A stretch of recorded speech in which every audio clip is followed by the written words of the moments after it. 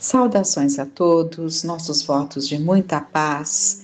Sejam todos muito bem-vindos a mais uma sexta-feira em que daremos continuidade ao estudo que nós estamos fazendo do livro Memórias de um Suicida. Estávamos justamente vendo um momento muito importante em que o grupo do qual Camilo fazia parte estão passando por um tratamento muito minucioso, cuidadoso, terapêutico, a fim de ajudá-los a melhorar aquela condição tão difícil. São espíritos, como vimos, já em estado de arrependimento, com uma boa resolução em aceitar essa ajuda. Então, tudo isso conferia a este grupo a possibilidade de melhoras. E o tratamento seria como que uma volta ao momento que antecedeu o suicídio até o momento em que culmina no suicídio. Então, começaram com Belarmino de Queiroz, que era aquele professor materialista, adepto das ideias positivistas, e ele vendo tudo aquilo, porque conforme ele pensava, como nós vimos, conforme ele ia se recordando, auxiliado por todo aquele processo de envolvimento magnético que aqueles companheiros que estavam ao lado, auxiliando neste processo, conforme ele mergulhava nessa recordação, os seus pensamentos eram projetados numa tela. Então, não só ele via, como também todo o grupo estava ali assistindo e se beneficiando e sofrendo junto, mas aprendendo com tudo que surgia ali às vistas deles. Então, ele viu. E por que ele ele entende finalmente, Porque eles tinham momentos de dúvidas, de tão densos que ainda eram, sentiam-se como homens ainda encarnados, em alguns momentos, E ele então, vendo ali o seu espírito se desprendendo do corpo físico, no ato do suicídio, todas aquelas situações que ele viveu, antes recordando-se da tuberculose, que foi o que fez com que ele decidisse pelo suicídio, porque para um materialista, qual a razão de esperar um corpo definhar?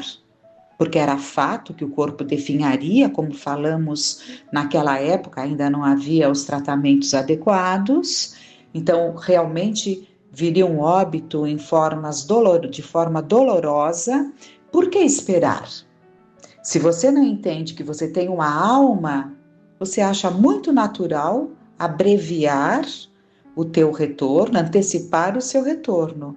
Evidentemente que tudo isso é dentro do nosso egoísmo, porque mesmo aquele que não entende, que não se entende como um ser imortal, mesmo esse, ele teria alguém que sentiria muito a sua falta. Ele teria alguém que choraria pelo ato dele de ter antecipado um retorno ao plano espiritual. Então, seja como for, é sempre um crime. Porque não temos como desprezar um sentimento muito forte que todos nós carregamos, que não devemos atentar contra as nossas vidas. Sabemos que isso acontece em momentos de enlouquecimento, diremos, quando não se suporta aquele sofrimento, mas há de se buscar recursos para que ninguém chegue a este ponto de não suportar os sofrimentos.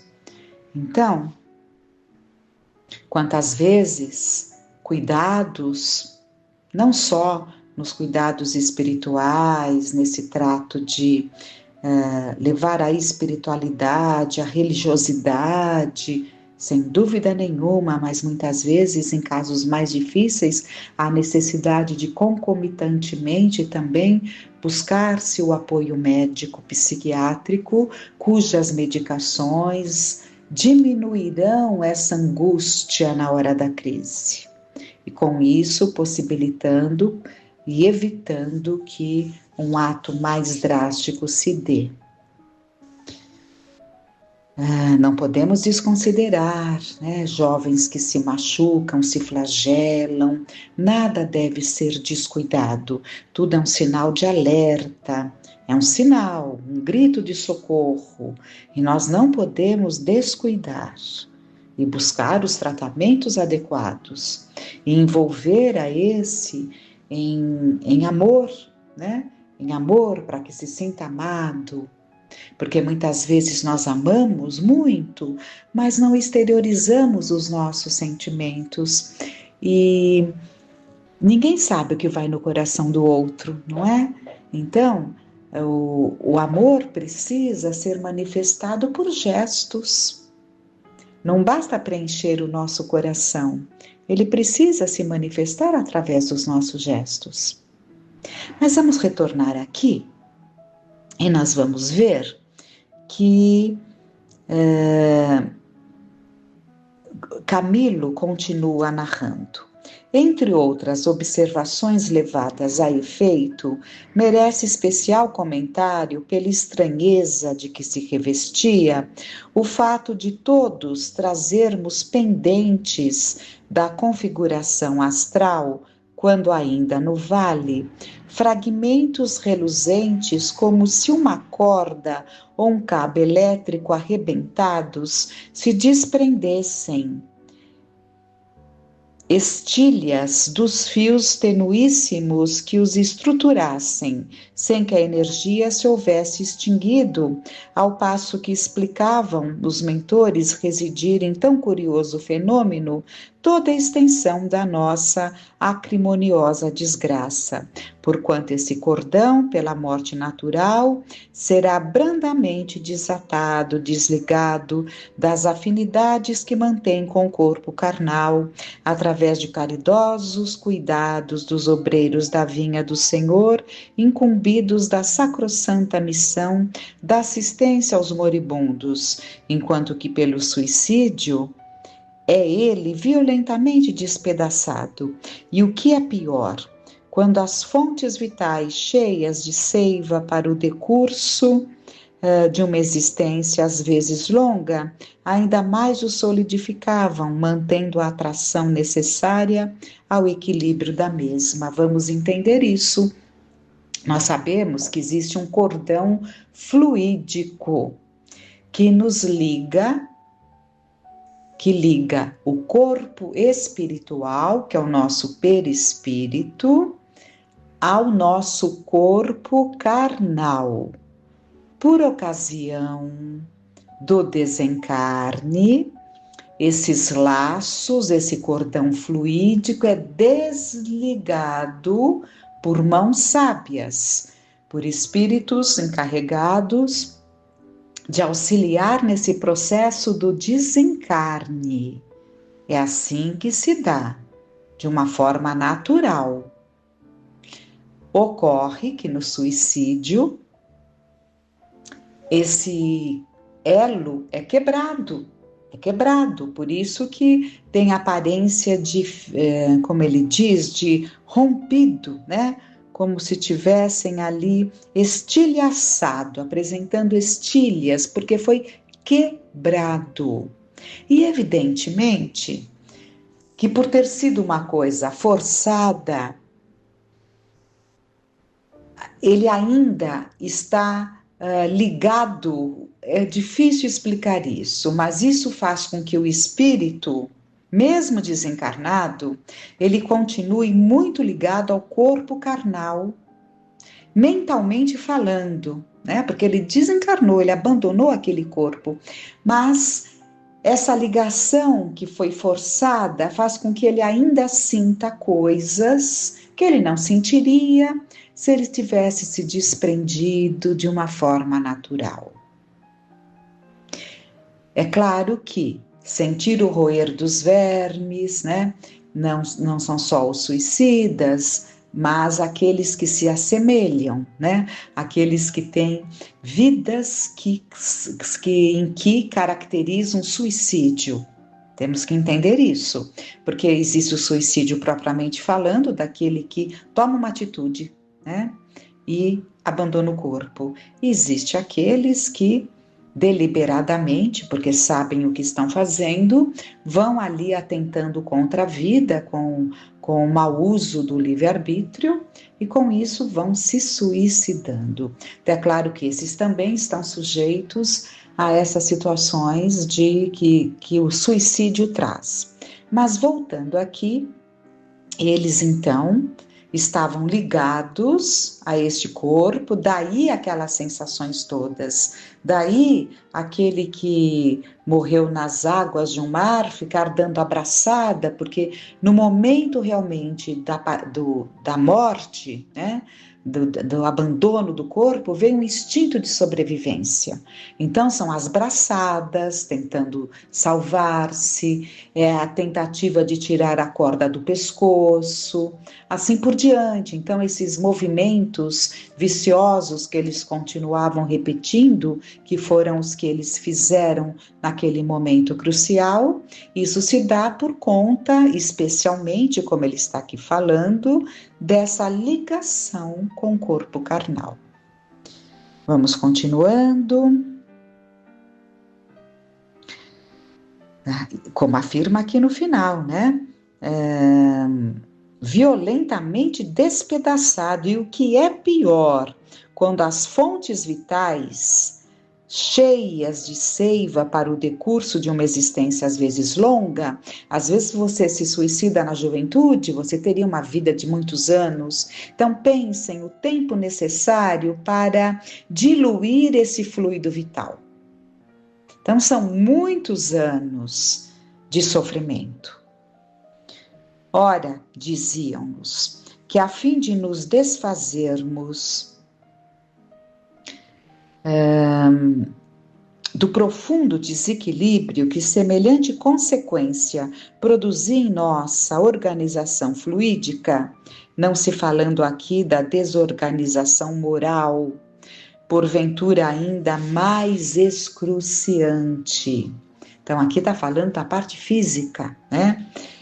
Ser-nos indispensável voltar a animar outro corpo carnal, visto que enquanto não o fizéssemos, seríamos criaturas desarmonizadas com as leis que regem o universo, a quem indefiníveis incômodos privariam de quaisquer realizações verdadeiramente concordes com o progresso. Então, dificilmente haveria progresso nessas condições. Há necessidade, sim, de um retorno que não costuma demorar muito, né? Pela necessidade para ir se recompondo, se reajustando. No entanto, Bellarmino debatia-se presa de choro e convulsões espasmódicas, revivendo as danosas aflições que o acometeram, enquanto a assistência se fazia com ele solidária, deduzindo daquela pavorosa demonstração ocorrências que a si diziam respeito. Comentava, porém, o instrutor: podereis observar, meus amigos, que justamente porque o homem desejou furtar-se à existência planetária pelas enganosas escarpas do suicídio, não se eximiu absolutamente de nenhuma das amargurosas situações que o desgostavam. Antes, acumulou desditas novas, quiçá, quem sabe, mais ardentes e pungitivas à bagagem dos males que dantes o afetavam, os quais seriam certamente suportáveis se educação moral sólida, estribada no cumprimento do dever, lhe inspirasse as ações diárias.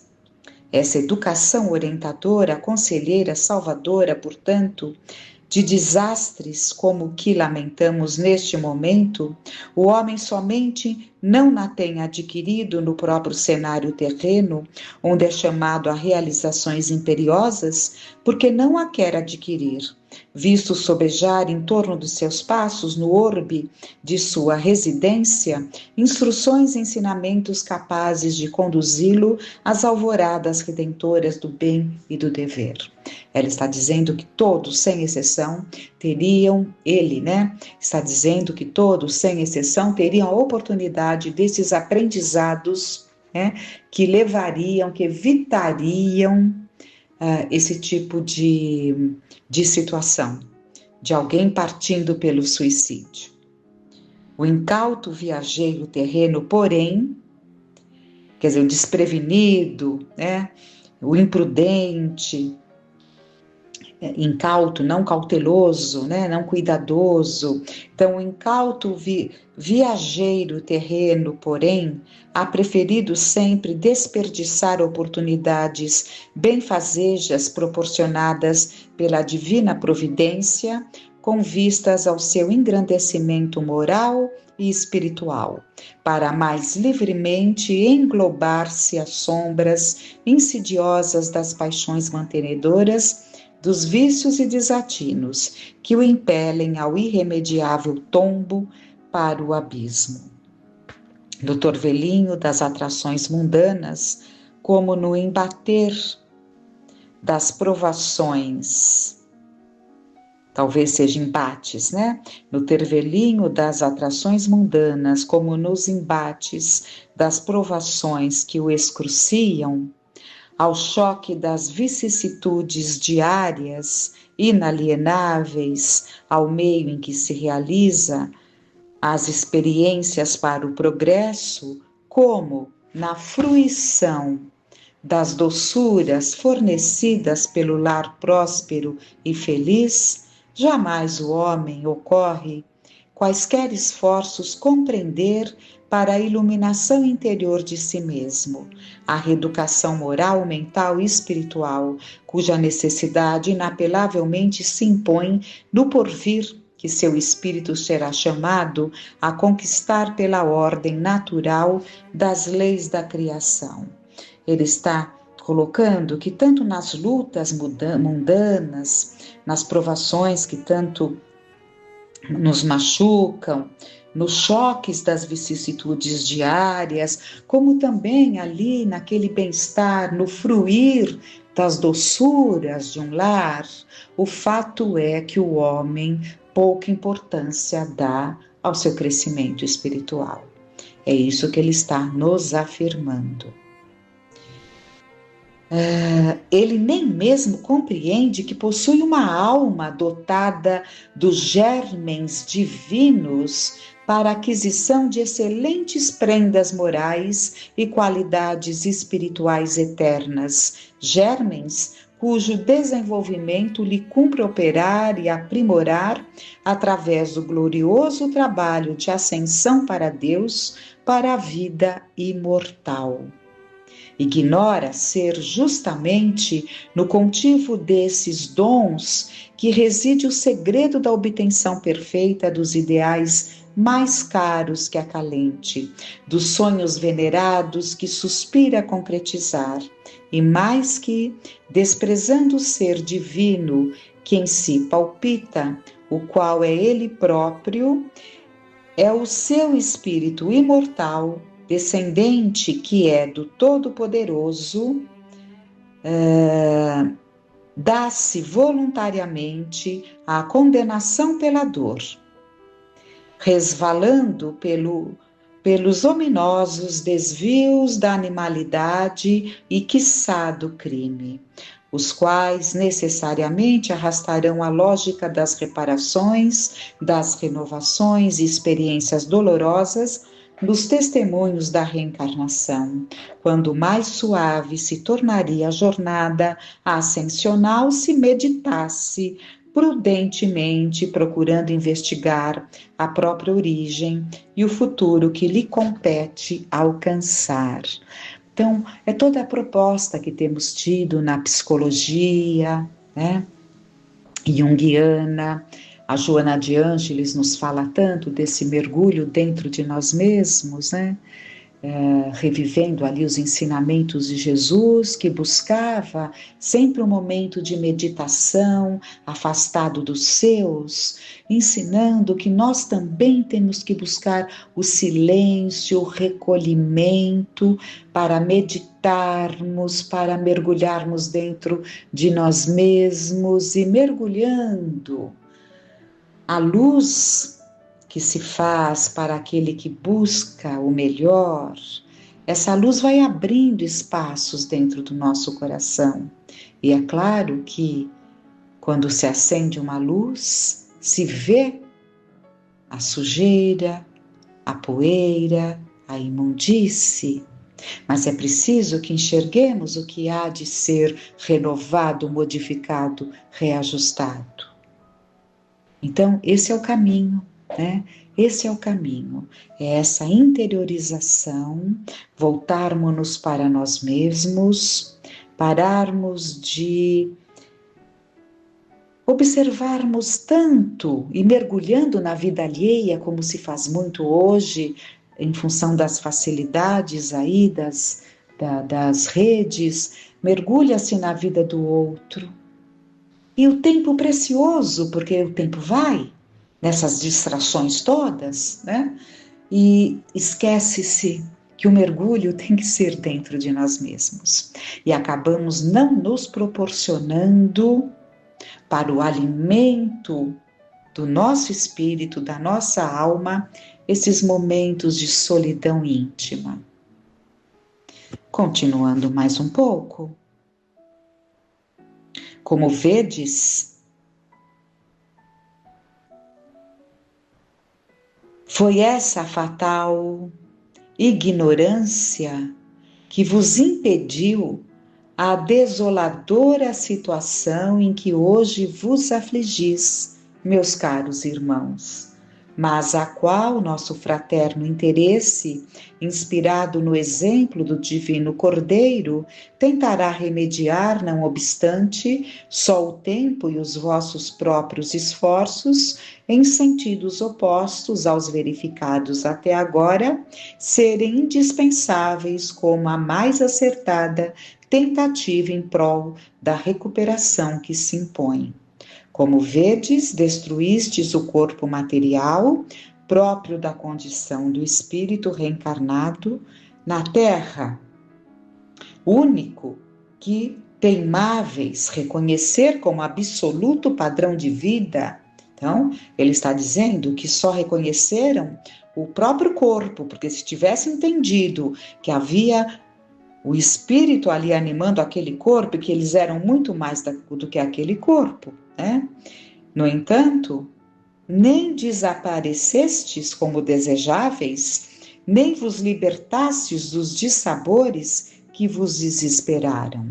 Viveis, viveis ainda, vivereis sempre, vivereis por toda a consumação dos evos, uma vida que é imortal, que jamais se extinguirá dentro do vosso ser, jamais deixando de projetar sobre a vossa consciência o impulso irresistível para a frente, para o mais além. É que sois a candeia de valor inestimável, fecundada pelo foco eterno que entorna da sua imortalidade por sobre toda a criação,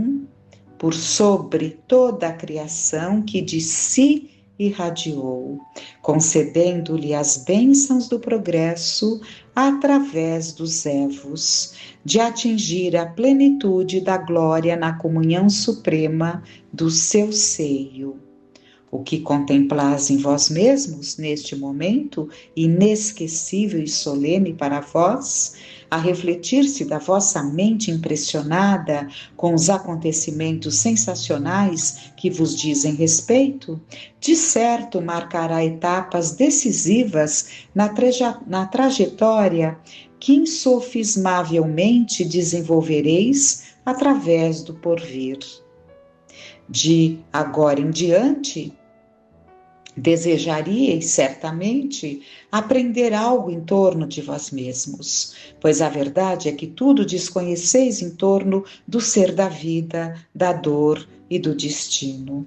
Malgrado os pergaminhos que ostentáveis com galhardia na terra, malgrado as distinções e honrarias que tanto assentavam as vossas insulsas vaidades de homens divorciados do ideal divino. Reanimado pelos sábios distribuidores de energias magnéticas, Berlamino voltou ao lugar que ocupava na assistência, enquanto o outro paciente subia ao estrado para novo exame demonstrativo. Voltava, porém, refletindo no semblante, antes abatido e carregado, uma como aleluia de esperanças. Ao sentar-se ao nosso lado, apertou-nos furtivamente as mãos, exclamando: sim, meus amigos, eu sou imortal.